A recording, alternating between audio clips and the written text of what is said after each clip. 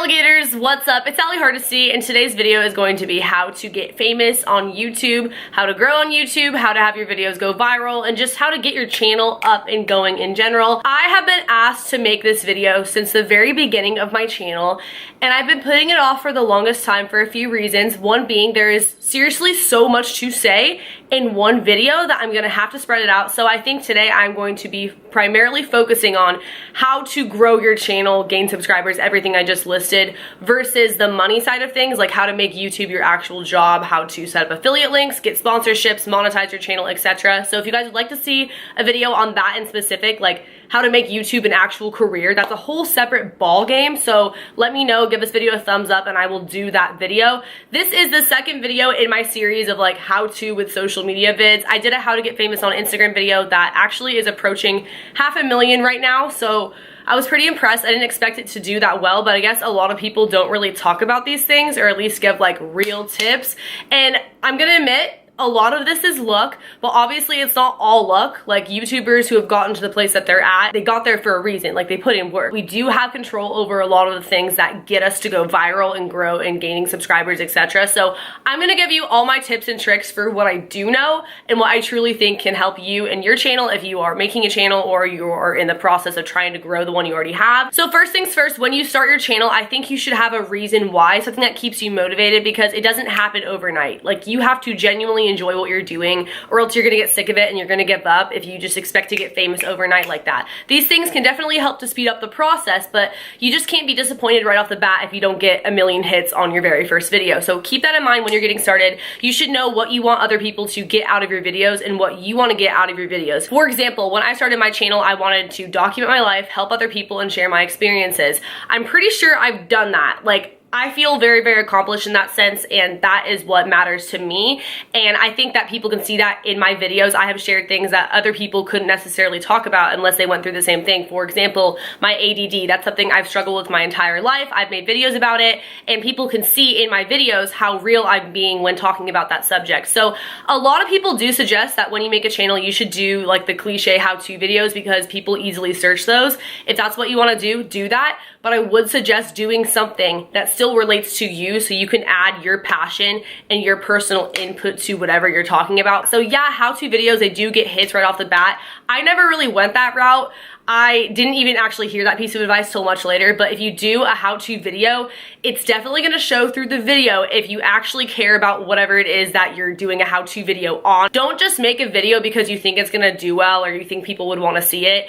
If that was the case, you guys, I would do a lot of certain types of videos that I've never done, or I would do more of, because I know that those are things that do well. But do what you personally have a passion for and wanna talk about and have experience with. Think of something that makes you unique and that people go to you for. If they have a question, they want to know how you have followers on Instagram. They want to know how you grew your hair out the way that you did. They want to know why you wear colored contacts and where you get them from and how you put them on, etc. If you're doing like a how-to kind of video, or if you want to do a story time, what is your go-to experience that you tell people when you meet them right off the bat? Like the craziest thing that's ever happened to you that people are genuinely interested in hearing about. Keep that in mind. Same thing with conspiracy theories. It has to be what you're genuinely passionate about and what people know you for, even if it's not on the internet yet. It could just be in your personal life, in high school, whatever it is. Don't feel awkward when filming. I promise I'm gonna get to the technical stuff later in this video, but don't feel awkward. I felt so weird talking to myself in a camera in the beginning, and it definitely showed. So think about what you notice and what you like in other creators, whether it's their editing style or the way they get really close to the camera, or the way they laugh, or they're super bubbly, or they make corny jokes, and try to incorporate that into your videos, because you know that you like seeing those in other people's videos. But be yourself. Don't try to be Jenna Marbles or Shane Dawson. Don't try to replicate someone else's content, because that's also gonna show if it's not genuinely your personality. So be yourself, let it shine through your videos. It's okay to mess up. If you mess up really bad, you can easily edit it out, or you can just leave it in and it'll be funny. So have fun with it. Don't put yourself under a bunch of pressure when it's your first time filming, because I know I did. I felt like everything I said had to be perfect, and sometimes I still feel that way. So just know that you're in a safe place and that people ultimately will watch you for your personality, not just your content. So don't feel like you have to be a alien or a robot when speaking and sharing whatever it is that you have to say. You can mess up, you can make mistakes, you can burp, you can do this and that. If anything, it'll just make the content more relatable and funny. Once you get a decent amount of following, which I'll I'll talk more about how to do that. You're gonna wanna do a Q&A video because you want people to get to know you as a person. You don't have to do a Q&A, but I would definitely suggest opening up because it makes your relationship with your subscribers that much more closer if they know who you are, where you came from, why you're doing YouTube, what's your purpose on here, are you in school, how old are you, what's your favorite color, whatever. Just basically getting to know you as a YouTuber, because I know the people that I watch on a consistent basis, I feel like they're my friends, or at this point being a YouTuber, like they actually are my friends in real life, but that's because I've gotten to know them through their videos or outside of their videos because they're personable. The next thing is thumbnails, and arguably I feel like these could actually be more important than titles a lot of the time. I use PicMonkey. Pretty much every YouTuber uses PicMonkey. I use the free version. You can pay for the other thing if you want to, but I've never used it. I've never found it to be necessary, and you can just either screenshot the video or take a picture and then go on there, add emojis, edit it however you'd like to. And when I first started, I didn't even know that you could do this. I would literally just screenshot the thumbnail randomly in the video and slap emojis on it. So now I try a little bit harder than that because I figured out how to actually do that and how much it really does make a difference. I've also learned that less is more when it comes to thumbnails. Sometimes if you have a bunch of stuff on there, it looks way too overwhelming and people just won't click on it. Sometimes it also doesn't hurt to have something on the thumbnail, like in writing, that's different from whatever the title is. All of this works in conjunction to make your videos do well. Title, tags, and the description box. Those things, they need to match up. That's actually crucial. I learned this not even that long ago, and it has made a huge difference in my channel, in my videos, in my ratings, etc. So if you've noticed, a lot of the time YouTubers, they will put in the first sentence of their description box something having to do with the title. For example, this video is about how to get famous on YouTube. In their title, how to get famous on YouTube. And then in their tags, one of the tags will be how to get famous on YouTube. Because when it's in all different 3 places, when you search how to get famous on YouTube, your video will most likely be one of the first ones to pop up because it makes it that much more relevant. That's why you'll see a lot of repetitive tags and description boxes and titles, because it just makes it get up there when you search it that much easier. Also, Google keywords. I just started utilizing this. Like, to be honest, I could probably do a better job with it still, but if you go to a website called Google Keywords, you type in whatever it is that your video is about. For example, I did a video about how to get famous on Instagram. Type in Instagram. Some of the top search things are how to get famous on Instagram, how to grow on Instagram, how to edit pictures on Instagram. Of course, only if they are in fact relevant to the video, you talked about them in the video, etc. All those tags would fit, so I can slap them into the tag portion of the video, and then they're in there, so if people search for those, my video is also likely to pop up. Overall, I don't think tags matter as much, but they definitely help, especially all 3 together. And I'll let you in on another little secret. I didn't even know this when I started, but I used to give credit. In fact, I still give credit if my video was inspired by another YouTuber. For example, my confronting my ex with the other woman video. I saw Carrie Dayton, who I just did a collab with like a few weeks ago. I saw her post a video with basically the same title. Obviously, I didn't steal her idea, like the same similar situation happened to me and I made a storytime video about it, but her video inspired me to tell my story. So in the description box, I put this video was inspired by Carrie Dayton, and she ended up seeing it, and I think if anything, it might have gained some traffic because people found it from her video, like it was on the sidebar, or on the sidebar when people are watching other videos on her channel. It just popped up kind of because another YouTuber's name was stated in the description. Don't do that unless the video actually has to do with them or they really did inspire you, because that's just kind of like a way to use their name to get fame and things like that. But if you actually talked about them in the video, you actually were inspired by whatever video they made, you can totally do that. It's totally fine. As well as it's just really nice and kind of like common courtesy to give someone credits if their video did inspire you. Like, I've had people do that and I think it's so sweet. I don't get mad that my name was used in it. Like, I think it's awesome. They gave me credit, and that's like what people deserve, is credit. Auto descriptions, auto tags, etc. Again, you can go over to Google Keywords and search your name, like your channel name, hardesty, and all my most popular video titles will basically come up, or other things that people commonly search with my name. Those are my auto tags. So every single video, those are automatically in there. I don't have to go and individually type all of them. Same thing with my auto descriptions. I have all my social media, business inquiries, my email address, everything looks the same. And then on top of that, I just add whatever the video is about or other added links that I want to put in there. But it creates a lot less work for you in the long run if you are going to be consistently uploading. Also, make sure that your videos upload automatically to private. I mean, you don't have to, but I didn't even know you could do that for the longest time. So literally, if I put a video live, it would go up at like 3 in the morning if that's just like when I was uploading. Didn't make any sense. So putting them on private means that you can space them out better, which is what I do now. I more commonly have like 5+ videos unlisted or private on my channel before actually making them public for people to see live, like on YouTube. So that is never a bad idea. That way you can film a lot in bulk and spread them out and then film some more. Make sure that the titles and thumbnails are interesting. It doesn't have to be super clickbaity, but make it so that people at least want to click on it, you know, make it look nice. Cross promote, post your stuff on Instagram. If you don't want to post it on Instagram to mess up your feed or whatever, post it on your Insta story. Snapchat, now you can upload pictures from your camera roll. So I'll usually screenshot the video when it goes live and upload it that way. Or you can just take a video or picture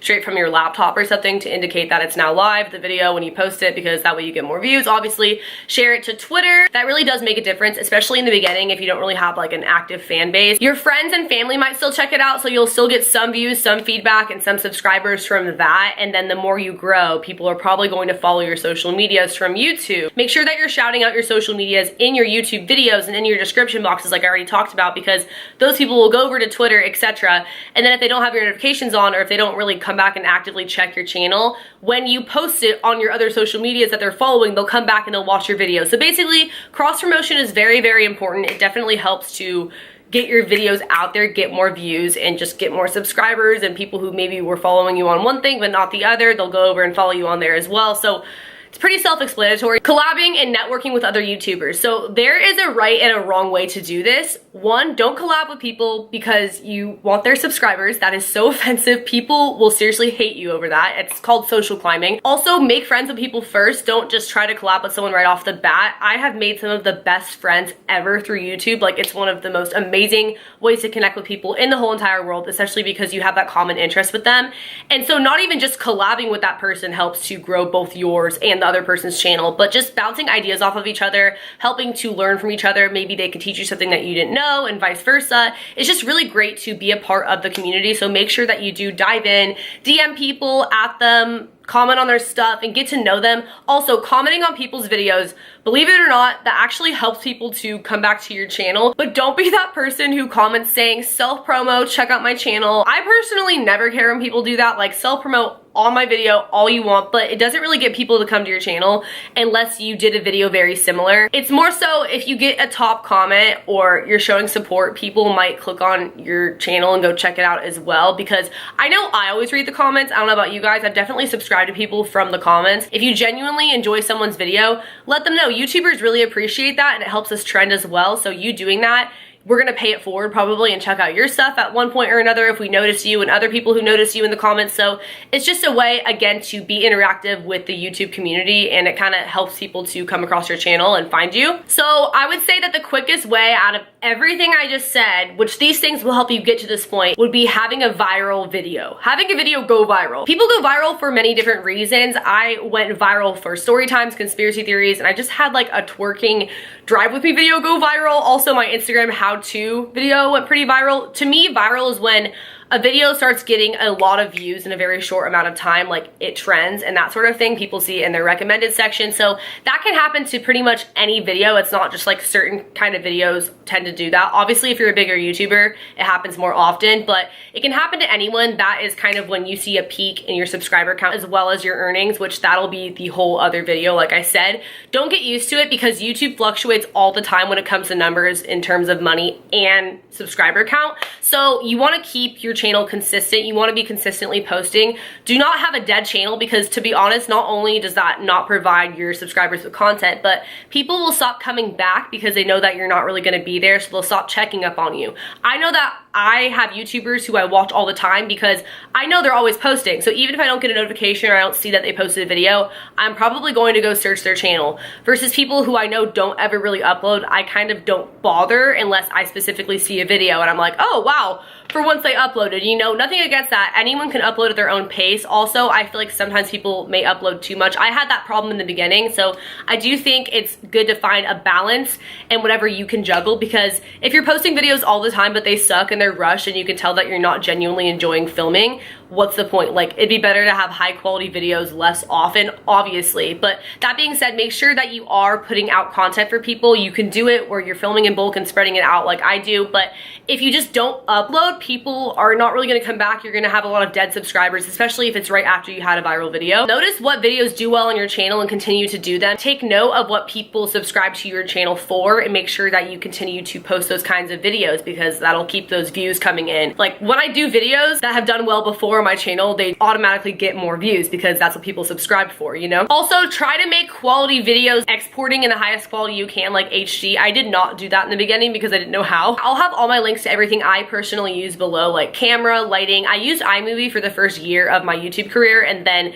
more recently I started using Final Cut Pro. iMovie is free and basically the Walmart version of Final Cut Pro, so when you do decide to upgrade and pay the $300 to get Final Cut Pro, if you ever do, you'll pretty much know how to use it because you were already basically using a low-class version of it. A lot of people film their first videos on their phone. I don't really think it makes much of a difference. A lot of my first videos that did really well were not even good quality. I didn't have lighting. I think the only thing I had was a camera, and I don't even have that nice of a camera, to be honest. This is the same camera that I've been using the entire time I've been making videos, so it's definitely not necessary. It just helps to have professional equipment in the long run. Again, I have so much more I could honestly say about this, having to do with growing, just like other little things. If you have any questions, be sure to leave them below. Also, as far as making YouTube your job, whole separate thing. I will make a video if you guys want, so give this one a thumbs up and let me know if you want to see that. Subscribe to my channel if you are new here. Turn on post notifications by hitting that bell button right next to the subscription box. Follow my social media. I have Instagram, Twitter, Snapchat, and YouNow where I broadcast every single day. I also have a Patreon where I post exclusive videos and photos that you can't see anywhere else. And I will see you guys in the next video. Later, alligators. Bye.